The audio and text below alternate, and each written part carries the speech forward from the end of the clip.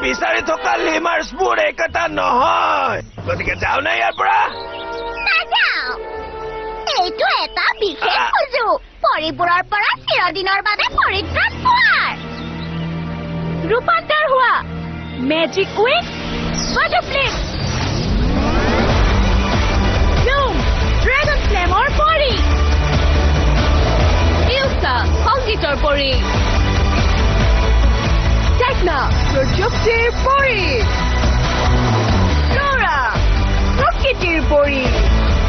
আইশা ঢৌৰ পৰী ষ্টেলা উজ্জ্বলি থকা সূৰ্যৰ পৰী